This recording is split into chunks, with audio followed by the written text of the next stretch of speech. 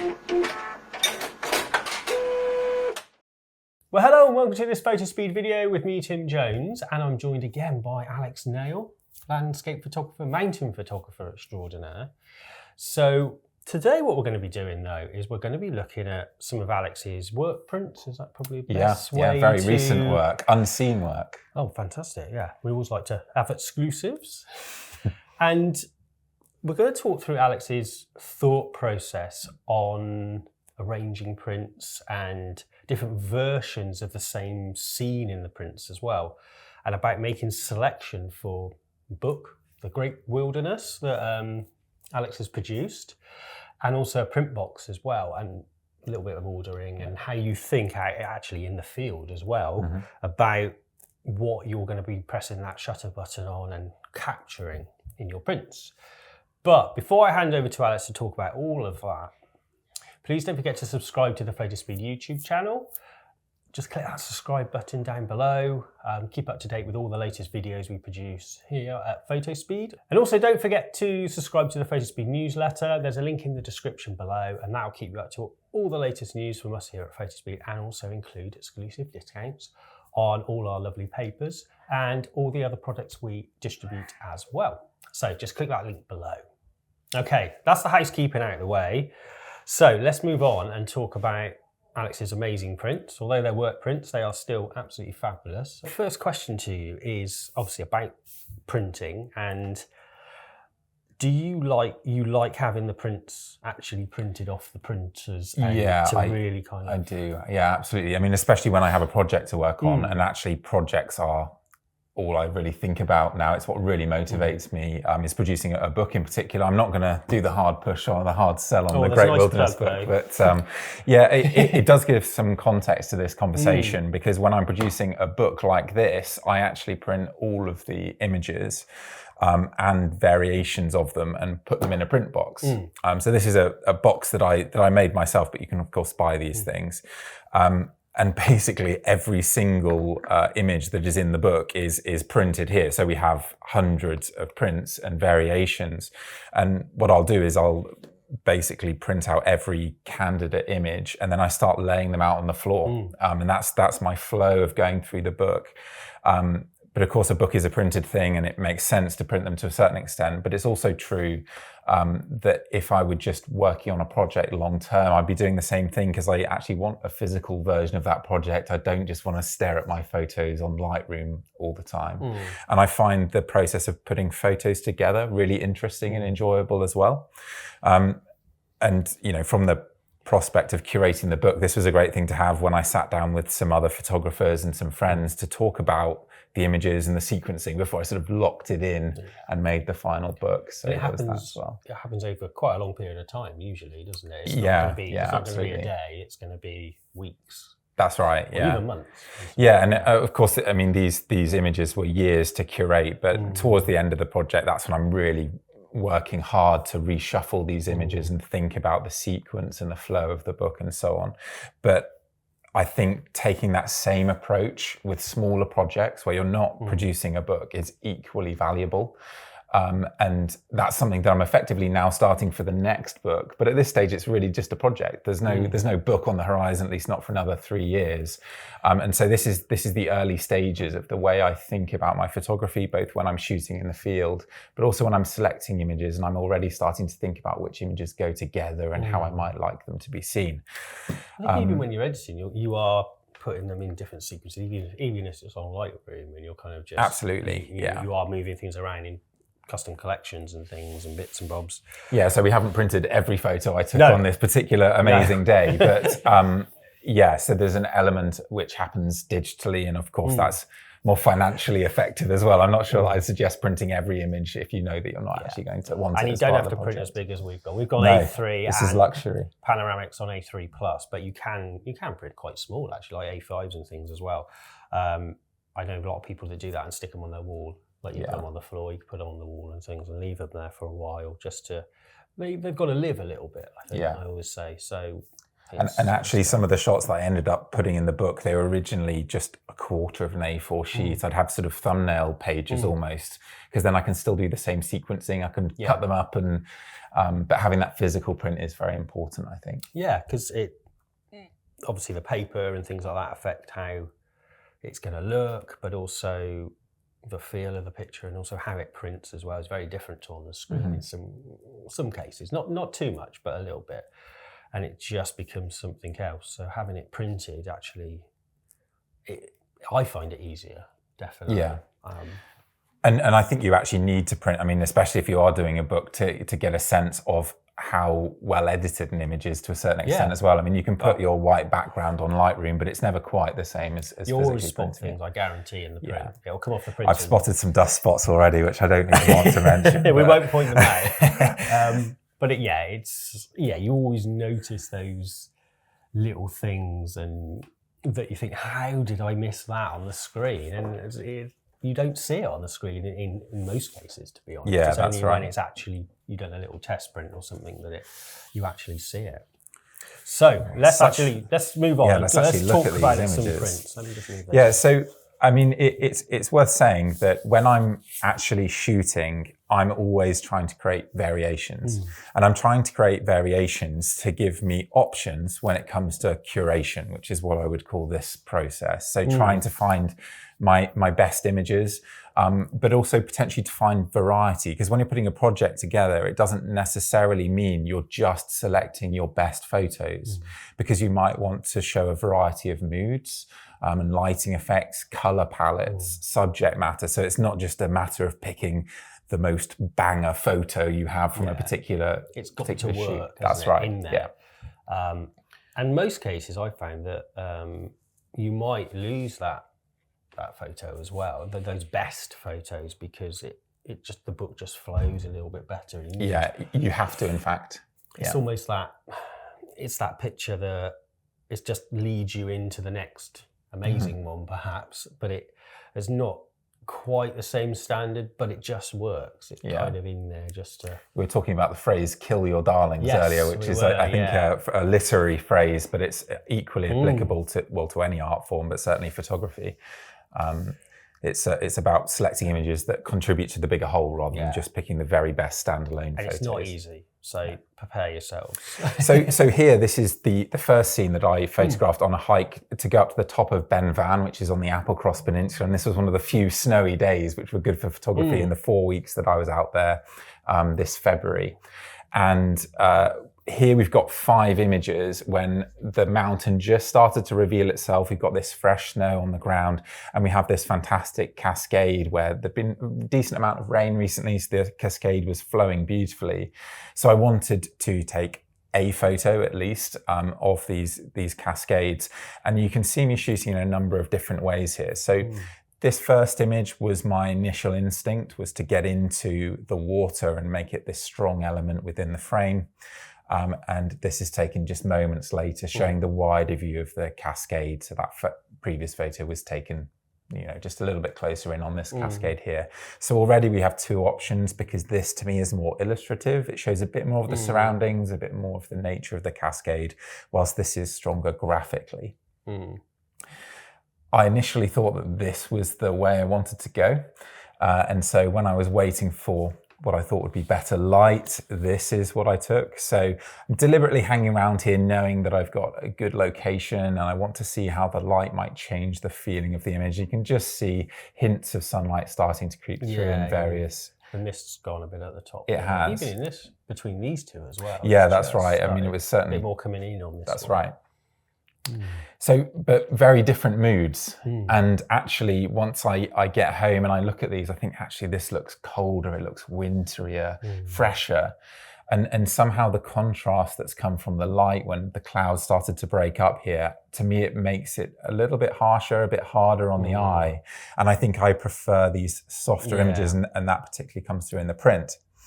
And then we also moved on to a different cascade, because I thought, then I put my book head on and I'm thinking, okay, I need a potential pairing for this image. Can I find a different cascade? Well, the problem with this one is that it's the same mountain in the background. So all I've really done is change the water.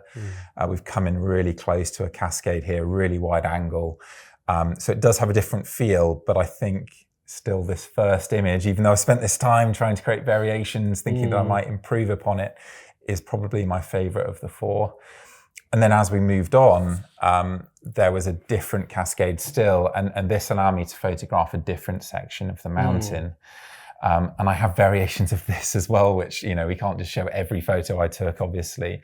But the cloud came and went here, and we've got this really light, airy feel. And with the mist filling in the mountain in the background there, this ridge that's escaping from the main ridge becomes more prominent. So that's why I chose this one. And now here we potentially have two photos that I might want to publish in a book or have in this portfolio.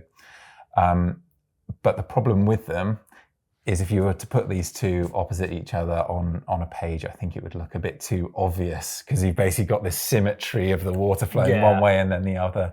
Maybe they're too similar, but yet sufficiently different at least to appear in the same project. And the balance is slightly different colour-wise, isn't it, as well? It is, yeah. Incidentally, I looked at this one last night because when I saw all the thumbnails, I saw a bit of magenta jump out at me from this image. But then I checked my white balance and it's all perfectly accurate. So this is just a natural change in the lighting. So it's slightly weird to see that magenta coming through, but... it's probably more exaggerated when you got them side by side as well. Of course, see it, but no, it's brilliant. So would you change white balance for the edit in the book to make I absolutely would, yeah. And that's a really good question. I mean, particularly when you're pairing images. So there's an element to which I might move images towards one another or deliberately apart from one another, because that can work too, to have the contrast across the pages. Certainly if I were to choose to show these two together, I would probably want to match the hue, but not the brightness. I wouldn't necessarily darken down this sky to match this one, but I'd bring in more cyan to cancel out that magenta that you've got in the sky in this second image. Just bringing a little bit of cyan and water-wise and things, very possibly, or? Yeah, absolutely. I mean, there's lots of ways you could do that as well. I mean, you could take a bit of red out, for example. That would solve the same problem, because magenta is, you know, blue with a bit of red in.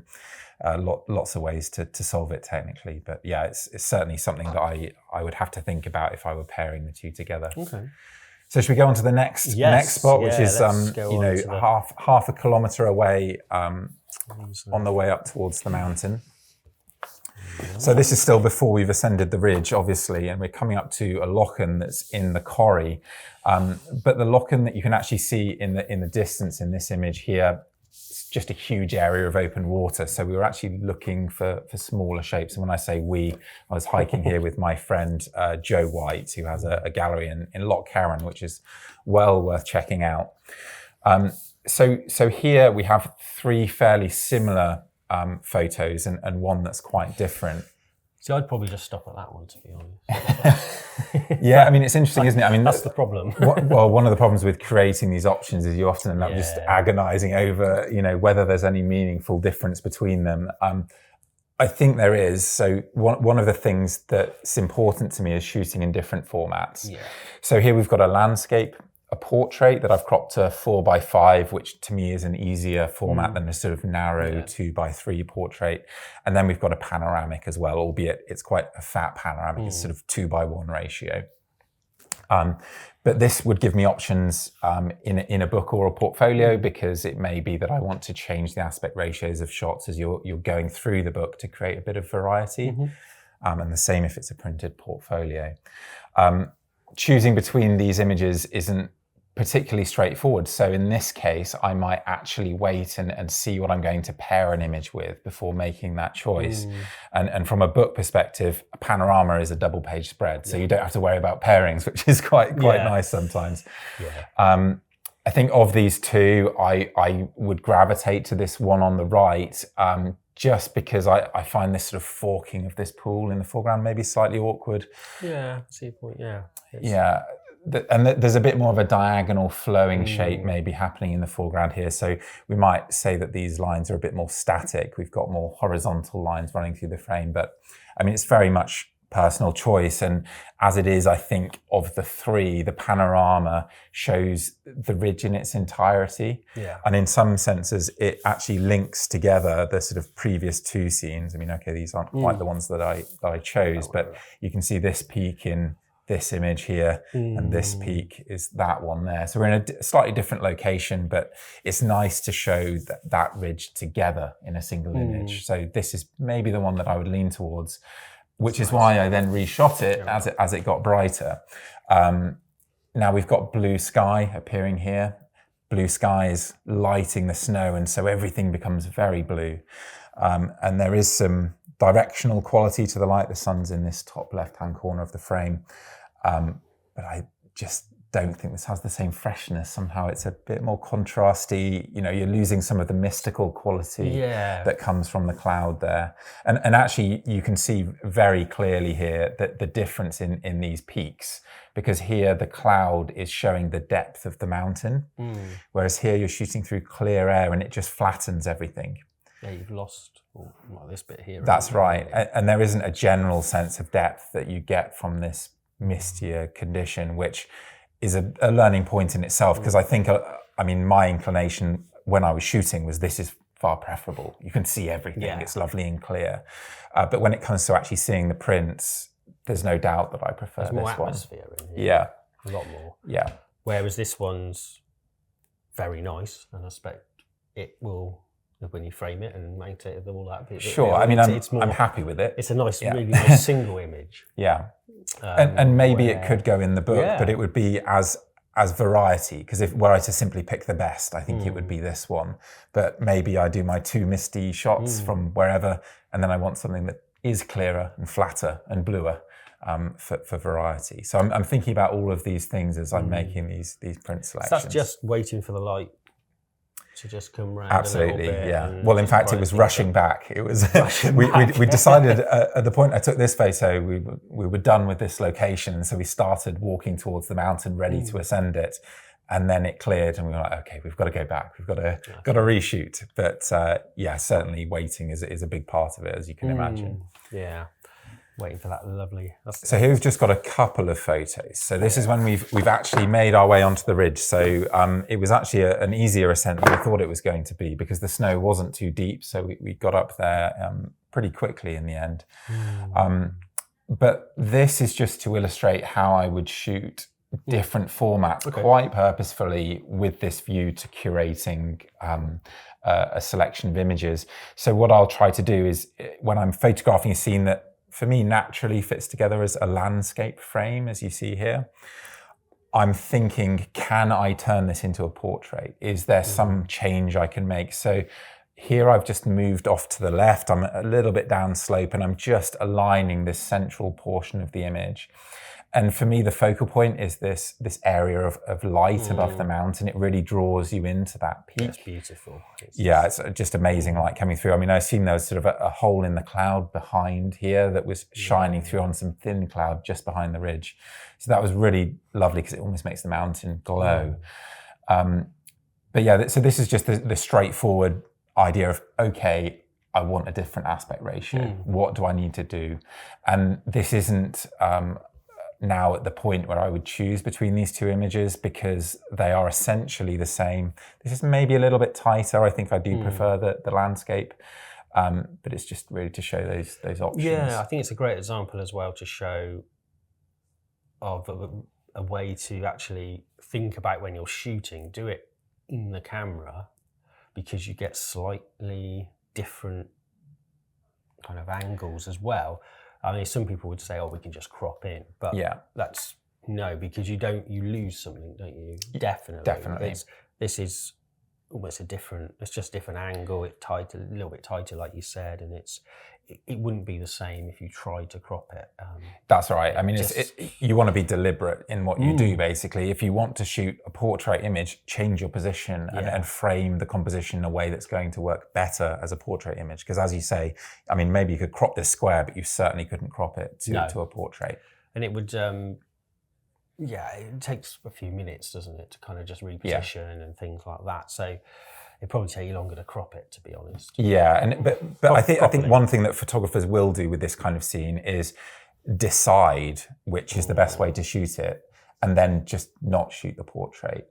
Whereas I try to force myself in these sort of exciting moments to be actively changing the aspect ratio or looking for different options, because I found that gives me more flexibility when it comes to this curation process. I definitely recommend it's just quickly just do that secondary shot, or lovely and frame it and do everything correctly. But once you've got there, you've made the effort.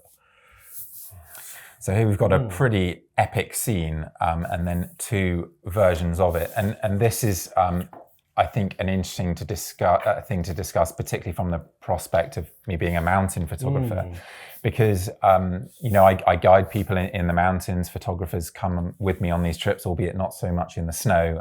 Occasionally up in Glencoe, we take groups up in the snow. But when you're presented with a spectacular wide scene like this, I think it's fairly natural to want to include everything all at once and create this dramatic panorama. And you can actually see there's this sort of banana-shaped foreground, even though the ridge is flat, because I'm sort of going 180 degrees. And so I'm looking sideways on this side of the slope and the other way on the other side. And that creates this banana foreground look. But at least that has the advantage of framing the scene. So from a book perspective, the page fold would go there. It's about the right ratio to make a full bleed double page spread. So this would certainly look really nice in a book. And this was actually the second image that I took of the scene after this one. But I initially felt that this panorama would be the best way of shooting the scene. But then I started to look at these snow formations on the right-hand side and the lovely shapes they were making. So I was just wandering along this edge. And I photographed this scene here, which is probably my favorite photo from that day, because the light is beautiful. There's this softness to the light. So it's like a half sunlight that's just catching the rim of this. I mean, I suppose you'd call it sastrugi, which is the technical name for windblown snow, but I mean, just a nice snow formation, really. And I think compositionally this fits together quite well. I mean, it'd be great if the sort of snow wrapped around into the corner and really filled in this bottom right maybe. But compositionally, this is exactly the kind of thing that I'm looking for, something that's dynamic and flowing, where there's interest really everywhere in the image, where the foreground acts as a subject in its own right, but also the setting for a dramatic view in the background. So it ticks all of those boxes for me, which is why, it is my favorite image from the shoot. But having taken that image, I thought, well, actually, what have I got to go with it? And the answer is the view looking in the opposite direction. So this is effectively the other half of the panorama. So if we go back to this panorama, roughly speaking, this image on the right is this section, and this image on the left is this section, albeit a little bit lower. And so I guess the point here is, don't stop with your grand landscape where you think you've nailed the epic panorama in these spectacular conditions. Because there may be more interesting scenes by breaking it down, and you could end up with 2 photos that you love rather than one grand sweeping landscape. They're all fantastic, I think. But I love these. The lines work quite well, don't they? That's right. They lead you into the middles and these 2, I mean, because they are the same scene, make a very natural pairing. They're similar but different, and. I even just like the simplicity of this diagonal line in the foreground. Incidentally, I've stopped running these diagonal lines into the corner of the frame because that started to annoy me. When it's done sort of too perfectly, it becomes a bit true. A bit tacky, maybe. I don't know. It's something that I used to do with every image, and now I'm like, no, maybe I'll just miss the corner there. It's a bit too purposeful, isn't it? It's kind of there's a definite. With your panoramics, one question that just popped into my head is, with your camera, do you still shoot?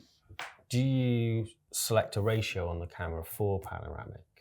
No, well, so for a panorama like this, I mean, you really have to swing the camera around. So this is, actually it's 3 landscape frames. Okay. So, I mean, the best way to do it would be to shoot portrait frames, because then you get an ultra high resolution. But I found I'm shooting 50 megapixels now. So this is a 100 megapixel image, which is plenty.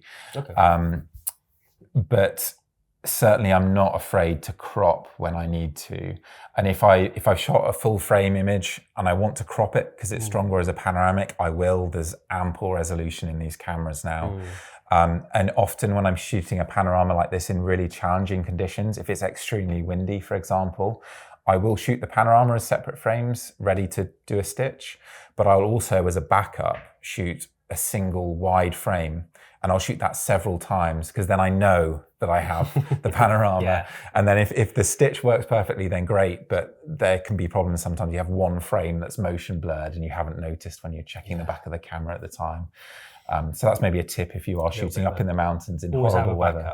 So I think we realised at this point that we'd be hammering home the same point too much. I did continue to shoot on that day, and we had a pretty fabulous sunset. So, I mean, this first image, I thought this would make another nice panorama. Yeah. But the light kept improving, and so I've actually got a dozen versions of this scene, shooting it panoramically in portrait. I have a square scene. Yeah, I mean, to have that rainbow coming through right at the end of the day, it really was the icing on the cake. And I mean, this was a pretty exceptional day for me, I must admit, because by the time I've curated this down, I'll probably have 4 or 6 images from the shoot. And in a day, normally I'd get 2 at best. So this really was a very special day. We should probably say that these are all printed on your paper of choice, which is the platinum cotton paper from us here at Fotospeed. And they just work so nicely, I think, with your work, and especially the cooler ones, but also the warmer.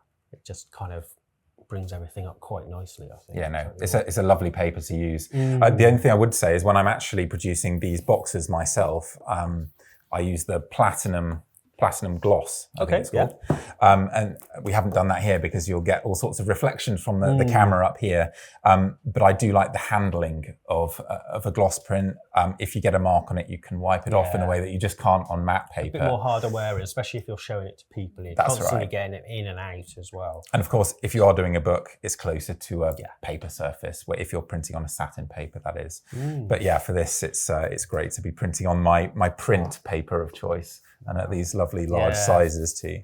Well, it's always a joy to see your photography, and especially in print as well. Thank you. And I'm always fascinated listening to you as well, and I always learn something. So thank you for coming in and talking about your process with sequencing and your process in the field as well with the camera. So we'll leave it there. As always, don't forget to subscribe to the Photospeed YouTube channel, and also sign up to the newsletter. I'll put a link in the description below. And don't forget, we release new videos every Thursday on the Photospeed YouTube channel. And there's probably a couple more coming up with Alex, I hope. So on that note, I'll thank Alex again for his amazing insights, and we'll see you next week. Bye-bye. Goodbye.